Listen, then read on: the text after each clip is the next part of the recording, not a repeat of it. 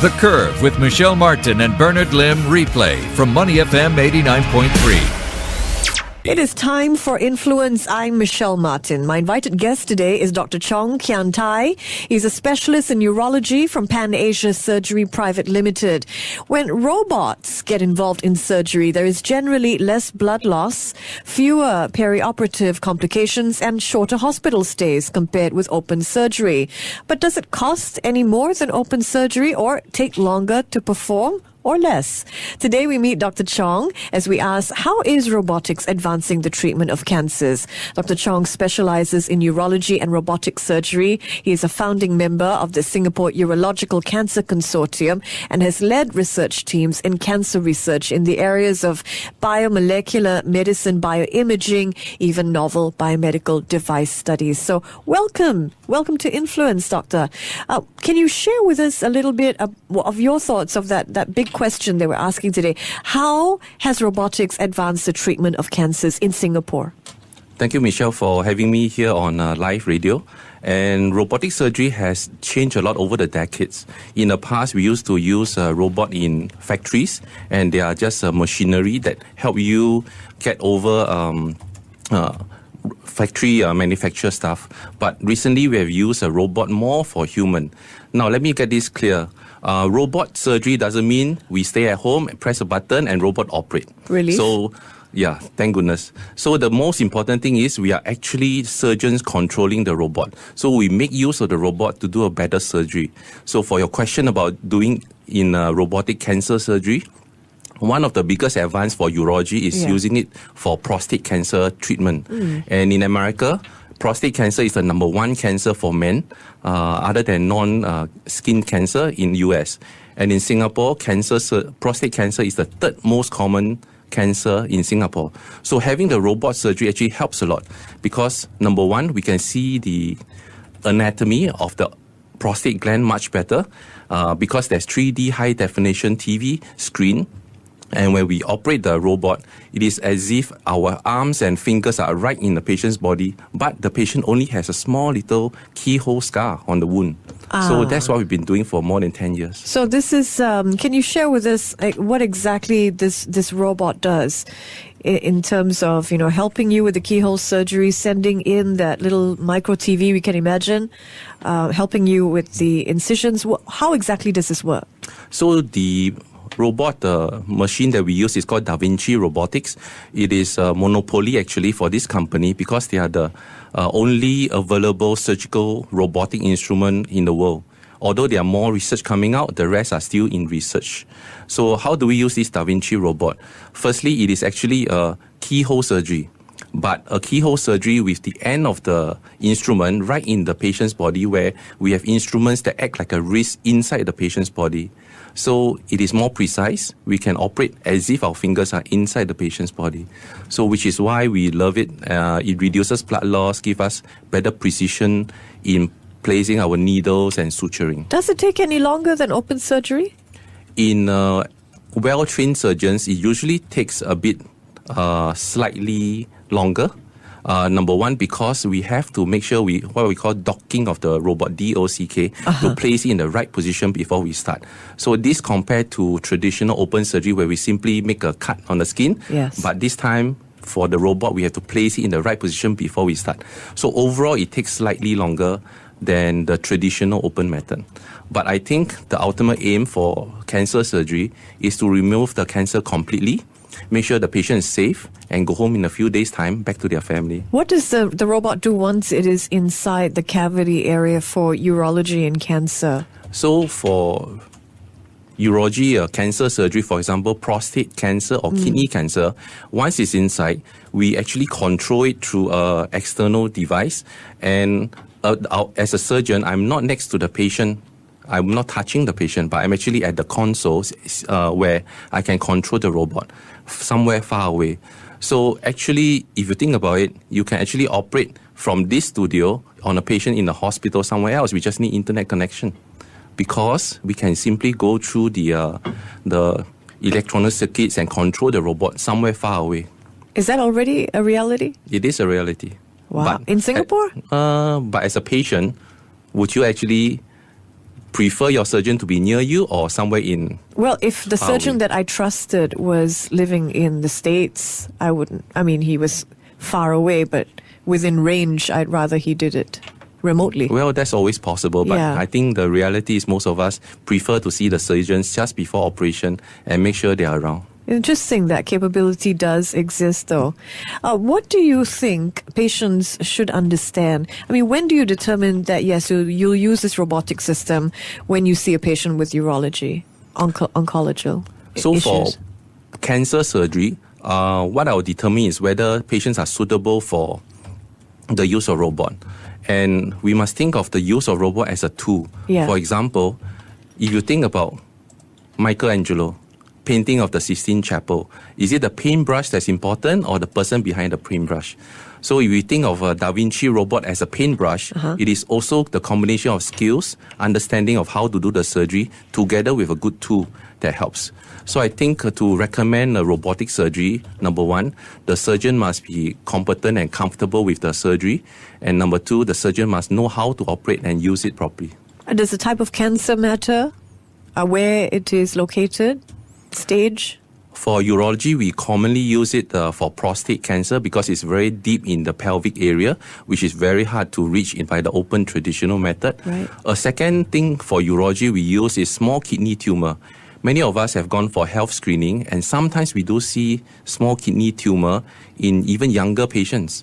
So when we do a robot surgery, it gives us ability to only remove the tumor from the kidney and leave the rest open. It's like a pizza. You just cut a piece of pizza that's no good, and then you stitch back everything else that's normal, and you can have much better precision in suturing back. And so faster healing then, right? And faster healing and less blood loss. Just Yes. terrific. Are there any cons at all to using robotic surgery? Well, in Singapore, we are actually very lucky in the sense that most of our public hospitals have robot machine each, majority of them. And in the private sector, there are 2 machines as well. So actually, as a community in Singapore, we are blessed with the ability to pay for the machines. And a lot of our patients, either in private sector or in a public institution, will also benefit from robot surgery.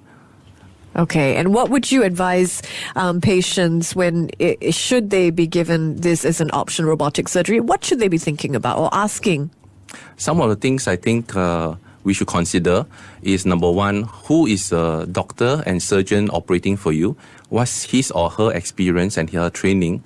And also whether they are comfortable doing this using the robotic device or simply by other methods. So firstly, be comfortable. Second, understand the good and bad points about robot. The robot, the good thing is it has smaller scar, it can reduce blood loss, and it may help you in better imaging to see exactly where you want to stitch. But the bad part is it's more expensive overall because we need to pay for the cost of the robot itself. Okay, so how much more expensive than open surgery? It usually is maybe I can speak for public institution, maybe about 5,000 to 8,000 more. Okay. But in the private sector, it depends on the surgeon. Okay, so, if patients are battling with costs, again, remind them of what the outcomes that they have to weigh up as well. Yes, that's right. So cost is one factor. And secondly, you must also take into consideration that if you go back to work earlier, you don't have to stay in hospital longer, less risk of bleeding or pain or scar. And these are the factors that every patient need to consider before deciding on which way to go. Are there any other disciplines or any other types of cancers that this robot can help with? Yes, there are many different cancer types, for example. In fact, in 2 days' time in Singapore, we are holding the first ever Asian Summit of Robotic Surgery in Grand Copthorne Hotel, Waterfront Hotel, in 2 days' time. Okay. So some of the talks we are going to listen to is how to use robotic surgery in lung cancer, in gynae cancers, in colorectal cancers, and these are the new advances that are coming up as well. Yes, yes. Tell us about the trends and the future of robotic surgery. And, is it still science fiction? We think nano robots that can go in and do their own repairing that humans don't have to be tethered with. Is that still science fiction? For now, we still trust the human doctor more than depending purely on machines. And for the next couple of years, I still think that we need to be having a good, competent surgeons who can control the robot. instead of robots controlling us. I think it may be science fiction to think that nanorobots can operate every single thing in the near future. Well, maybe when we see Elon Musk launch his first space shuttle to the moon, we may think about whether it's going to be possible to have robotic and AI take over. What excites you about this field? I mean, the nanobots may not be here in Singapore, but what excites you about where this field is heading to? I think it's exciting because, number one, we can do better surgery and patients recover much faster using a robot. As for whether nanorobots or autonomous robot can actually take over the role of a surgeon, that will require much more research, and I'm excited with the new research that are coming up. Yeah, so in Europe and US, there are some FDA and CE mark approved robots. They are now being in human trials that we can see. Some of the robotic devices can actually curve, and one of the interesting one is that you can actually put it through the mouth. It goes through your intestine, and actually you can actually try to operate with a small instrument inside the gut. Inside the gut. Inside. And there are also small instruments that can go into the airway itself, go right into the bronchus, into the airway. So you must have a flexible tube, and you must be able to do some surgery using those instruments. And those are under trial at the moment. Wow. So and all these instruments are powered, so they're still sort of tethered to an electrical source. They're not independently powered. That's right. I can imagine size and, the powering of these. So it looks future for robotic frontier. surgery is bright, and more people are trying to see whether we can make use of it to help us. So exciting. Okay, before we let you go, you must tell us how common is prostate cancer, and what are the symptoms that people should look out for here in Singapore? So for prostate cancer, is the third most common cancer in Singapore men currently. Unfortunately, most of the patients with prostate cancer have no symptoms, and the only way for them to test is a blood test called prostate-specific antigen blood test. But when this blood test is high, it doesn't mean someone has cancer. It just means that you must check with your doctor what could this mean. It could be an enlarged prostate from aging. It could be a prostate infection. It can also be cancer. So the key thing is a blood test will be able to tell and help you decide whether to proceed to diagnose prostate cancer.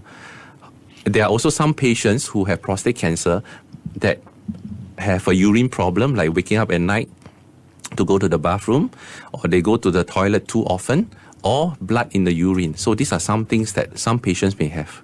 Just terrific. And this robotic helper, so to speak, or robotic surgery, does it help at all get rid of the cancer as early as it is found?